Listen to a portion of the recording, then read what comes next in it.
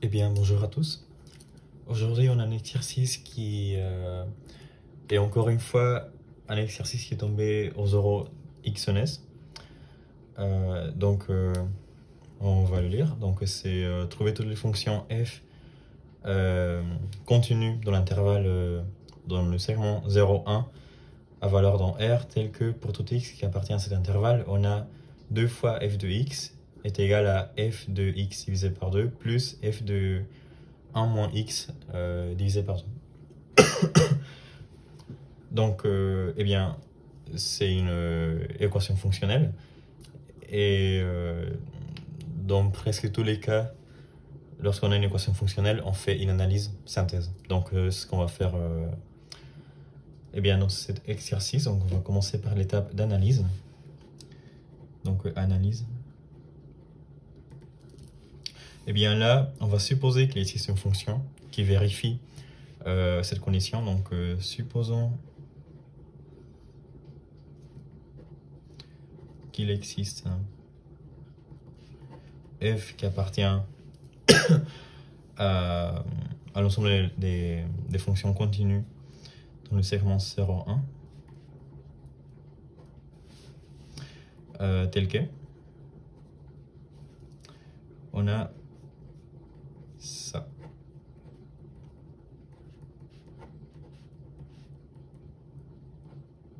D'accord? Alors ici, ce qu'on peut remarquer, c'est que la fonction justement, elle est continue sur un segment. Donc, c'est mon idée de s'intéresser au théorème des bornes atteintes. Donc, d'après le théorème des bornes atteintes, eh bien, on a qu'il existe un x0 qui appartient à l'intervalle 0,1, tel que pour tout x qui appartient à cet intervalle, on a que f de x est inférieur ou égal à f de x0. Et de même, on a l'existence d'un x1 qui appartient encore une fois à cet intervalle, tel que pour tout x qui appartient à 0,1, on a f de x1 inférieur ou égal à f de x. D'accord? Alors, par commodité, on peut nommer f0, fx0 égal à grand M pour le maximum, et lui, on va l'appeler petit m, minimum. D'accord? Eh bien, on va continuer. Alors, une fois qu'on a ça, qu'est-ce qu'on peut faire? Eh bien, tout d'abord, on peut s'intéresser à... Déjà, on peut remarquer que f de 0, si on évalue ça en x égale à 0, on aura 2 fois f de 0 égale à f de 0 plus f de 1. On a alors que f de 0, c'est égal à f de 1. D'accord? Et en plus, on remarque que si f c'est une fonction constante, on aura 2 fois une constante, c'est égal à la constante plus la constante. C'est-à-dire que les fonctions constantes sont solutions de notre équation fonctionnelle. D'accord? Parce qu'en plus, elles sont continues. Voilà. Alors, une fois qu'on sait ça, on pourrait se demander si les seules fonctions qui vérifient cette condition sont justement les fonctions constantes. Et pour ça, on peut jouer avec le minimum et le maximum de la fonction pour voir si on peut trouver une égalité entre le minimum et le maximum, ce qui nous permettrait de conclure. Donc voilà. Alors pour cela, on va d'abord évaluer cette condition-là en x0. Oui.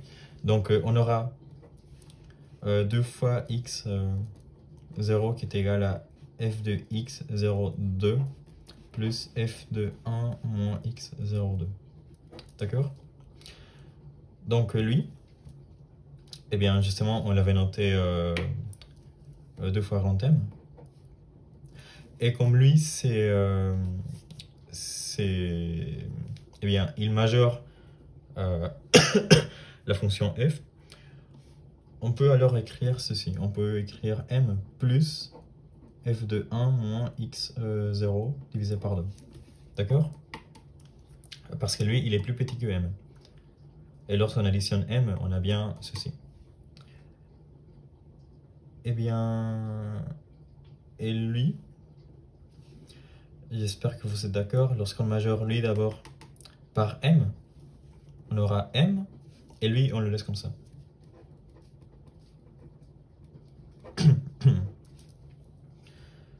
Ok. Donc là, on remarque quoi? On a que cette expression-ci, lui, elle est majorée par lui et elle est minorée par lui. D'accord? Donc lorsqu'on... eh bien, lui, il peut disparaître. On peut l'annuler avec lui, lui et lui. D'accord? Donc on aura juste que m est inférieur ou égal à f de x 0 sur 2. Et lui, il est inférieur ou égal à m. D'accord? Et donc on conclut que... Eh bien, on conclut que f de x0 divisé par 2, c'est égal à m. Et ça veut dire quoi? Ça veut dire que... Eh bien, vu que m, c'est égal à f de x0, eh bien, on a que le maximum, il est atteint dans deux valeurs, dans x0 et en x0 divisé par 2. Donc, on peut réitérer ce processus une fois, et on aura alors que, je l'écris ici, eh bien, pour tout m qui appartient à l'antenne, on a f de x0 divisé par 2 puissance n, c'est égal à m. D'accord? On a juste réitéré ce processus. Et on sait aussi que la fonction f, elle est continue. D'accord? Et vu qu'elle est continue, lorsqu'on calcule la limite de ça, lorsque n tend vers plus l'infini, lui, il tend vers f de 0. D'accord? Et donc, par unicité de la limite, on a que f de 0, c'est égal à m. D'accord? Ça, c'est le premier résultat.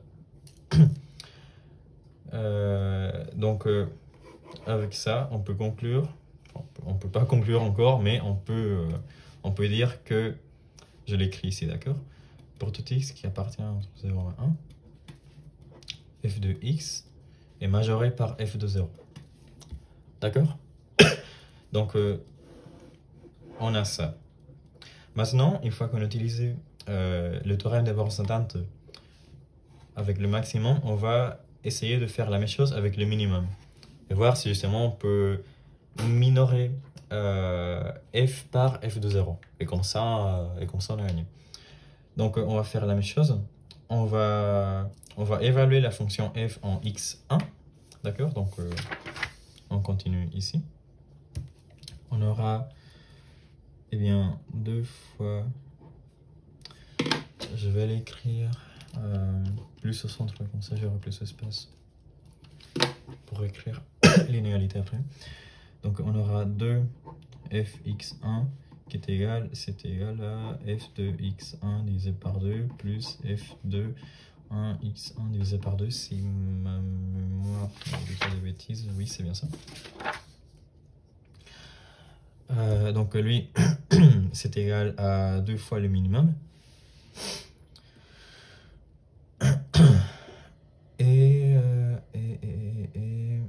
Oui. Donc ici, eh bien on va faire la même chose. On sait que c'est le minimum, d'accord? Donc lui, il est majoré par m plus f de 1 moins x1 divisé par 2. D'accord? Eh bien parce que lui, cette quantité-là, elle est minorée par m. Donc ça plus m, il est minoré par 2 fois m. D'accord? Et lui, cette quantité-ci, elle est minorée par un minorant de lui. Donc un minorant de lui, c'est m. Et lui, on le laisse comme ça. D'accord? Donc voilà, on a ça. Et encore une fois, on remarque que cette quantité-là, elle est minorée par L et elle est majorée maintenant par L. Donc on peut supprimer, on peut soustraire les f évalués en 1 moins x1 divisé par 2. Et il vient que f de x1 divisé par 2 est minoré par m et majoré par m, petit m. Donc on conclut que f de x1 divisé par 2 c'est égal à petit m. Et encore une fois, on va faire la même idée qu'ici. Là. Comme ça c'est égal à f de x1. On réitère le processus une fois et donc on a que pour tout n qui appartient à l'antenne, f de x1 divisé par 2 puissance n, c'est égal à petit m. Et encore une fois, comme la fonction f elle est continue dans l'intervalle 0,1, donc elle est continue en 0, et vu que lui il tend vers 0 lorsque n tend plus l'infini, eh bien il vient que f de 0 c'est égal à m par unicité de la limite, d'accord? Bien, parce que lui il tend vers 0 lorsque n tend plus l'infini, et donc par continuité on a bien ça, d'accord? Et donc par définition de petit m, on a que pour tout x qui appartient à 0,1, m est inférieur à f de x, d'accord? Donc on a lui, et là on peut conclure. Pourquoi? Parce qu'on avait... Oui, alors, petit m c'est égal à f... Là, petit m c'est égal à f de 0. Donc je l'écris comme ça, d'accord? Et maintenant on peut conclure. Pourquoi? Parce qu'on a réussi à montrer que f est majoré par f de 0. Donc on peut conclure que pour tout x qui appartient à 0,1, on a que f de x c'est égal à f de 0.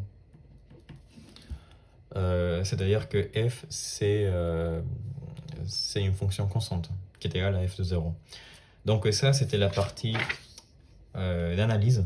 Et bien la partie de synthèse c'est trivial. Synthèse soit f oula, une fonction constante de C0, d'accord, on a bien mais bon ça c'est juste une formalité, mais on le savait déjà.